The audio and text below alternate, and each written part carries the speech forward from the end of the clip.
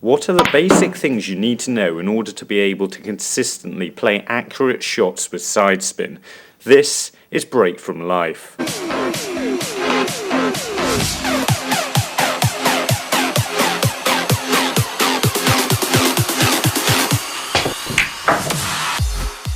Welcome back, and if it's your first time watching one of our videos, then it's fantastic to have you here. If you've been playing the game for any time at all, then you'll know adding just a small amount of side spin makes the game a lot more complicated. This is because of the varying and unpredictable ways in which side spin affects the path of the cue ball and the object ball as well. Why do you think it's so massively beneficial to be able to find the centre of the cue ball with the tip of your cue? And with a regular cue ball, it's not so easy to find the exact centre. But of course, adding just a small amount of side spin will affect the shape your shot takes in 3 different ways, which of course we'll be getting onto later in this video. But how much of an issue is it if you're regularly striking the cue ball with a small amount of unwanted side spin? Now let's not make any mistakes about this. This is still a problem that needs correcting, otherwise you'll be a less consistent player. However, I am still potting all of these balls with quite a bit of right hand side. Did this make it harder to pot and play position? Yes. Did I have to spend more time working out how to pot each ball? Yes. Did I have to cheat on some shots to make sure I got it all in one take? Well, a little bit. But I was still able to pot all of these balls playing with more side than hopefully anybody's using unintentionally. Hopefully what looks like the centre of the cue ball to you is precise to within the width of your tip and will have a minimum effect on the accuracy of your centre ball striking shots. But what if you want to play a shot with side spin? What do you need to know about its effects before you go and play a side spin shot? Well, to start off with, there's a couple of things you have to take into account regarding the path the cue ball will take. And to start off with, that's the way the cue ball will deflect away from your cue. I'm aiming directly along this line with a left and right hand side shot. The angled side of the ball causes it to deflect away from the nearly straight line that my cue is taking. So what happens if I try to pot this black with extreme side and quite a lot of power without allowing for it?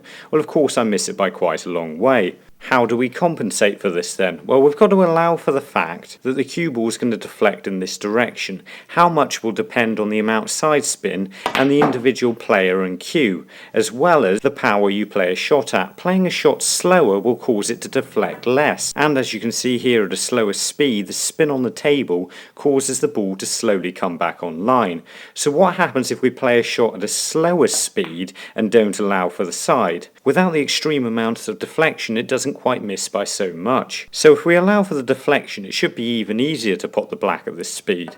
But now of course the white's rolling slower and the spin's gripping the cloth. On the more powerful shot there wasn't time for this to happen, but now we've got to allow for this as well. So in order for us to pot this black with right hand side at this speed, we need to know the amount the cue ball's going to deflect as well as the amount it's going to spin back on the cloth. That's why it's vital when playing any shot with side to know exactly how hard you're going to play it all the way through the shot. How can this help you in a game of snooker? Well, it means you don't necessarily have to play the cue ball in a straight line.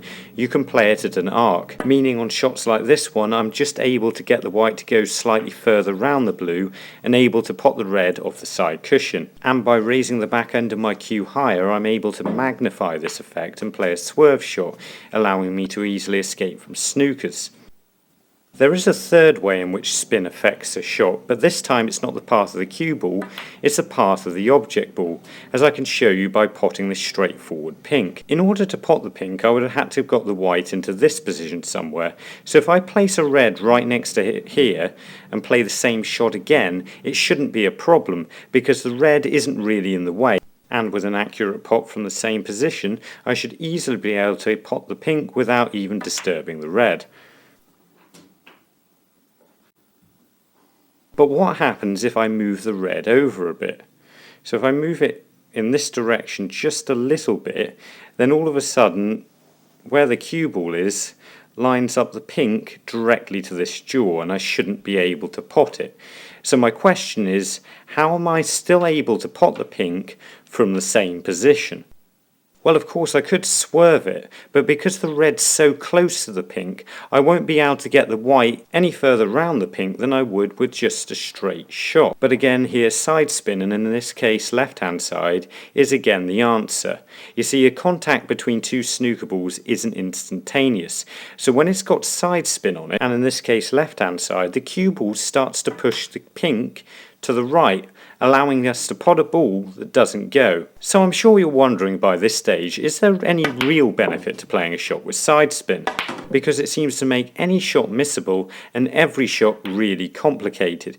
And the only slight benefits seem to be you can pot the odd ball that doesn't quite go, but only so long as the shot is really close to being playable. Or swerve out of a snooker, which can be really handy, but if we're being honest with ourselves, not that accurate or consistent. But of course you don't really see the benefits of side spin until the cue ball strikes a cushion.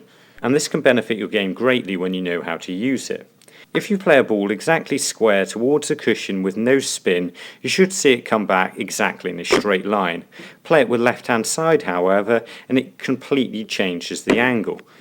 And of course right hand side can make the cue ball go completely in the opposite direction. However, playing to a cushion in an angle has a completely different effect. This heavily reduces the direction change the spin creates and has more of an effect on the speed. This is running side as it speeded up the cue ball off the cushion, and this is check side as it slowed down the cue ball off the cushions. Of course, this works exactly the same but the opposite way round, from the other side of the table, going at a cushion from the complete opposite angle. This can really help us escape from snookers. On this shot we're looking to nestle safely into the back of the pack. We can do this by playing the cue ball off two cushions, but unfortunately the middle pocket's in the way. So we need to find a way to get the cue ball to strike here, but get the white to go in this direction more. So what we're going to do is use left hand side. The first cushion affects the speed of the white, but not really the direction. It's the second cushion that affects the direction and allows us to nestle safely in the pack.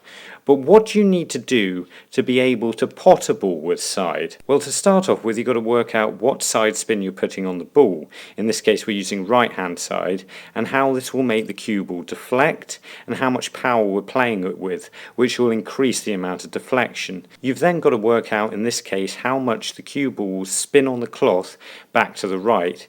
The amount of power will affect this as well, and we're going to be playing it quite hard so it won't affect it that much. The right hand spin on the cue ball will cause the black to flick to the left a little bit more than normal, and you've got to allow for this as well when you line the shot up. And this target point on the ball is only allowing for this little flick to the left. I'm playing for this point, allowing for the deflection and the spin on the table. I know I've still got to get the cue ball here whilst allowing for these two factors.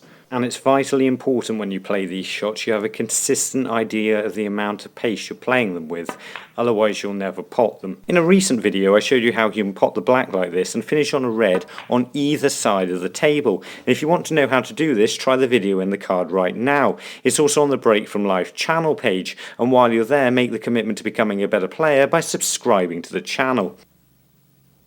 Side spin's pretty much used by everybody on a break-off shot, even by the lowest level amateur players, and this is despite it being quite a difficult and advanced shot.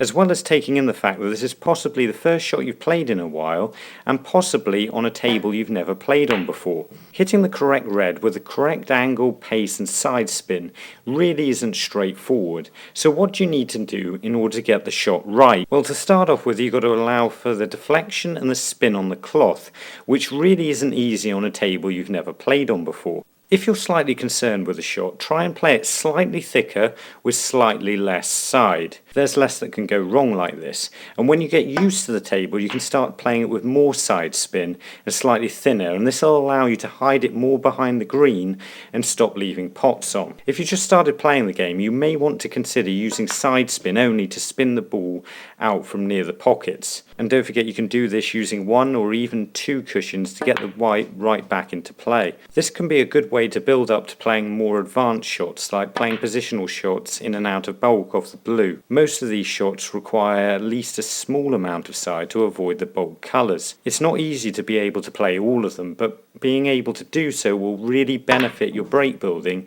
in the future. However, being able to do this does require quite a strong technique and a good idea of how you line a shot up. And if you want to know more about how to do this, then try our video Snooker Learn Basic Techniques Quickly. Or if you want to know more about lining shots up, try our video Snooker How to Aim Basic. And remember, don't just watch, play, and make the commitment to becoming a better player by subscribing to the channel and visit the website. See you later.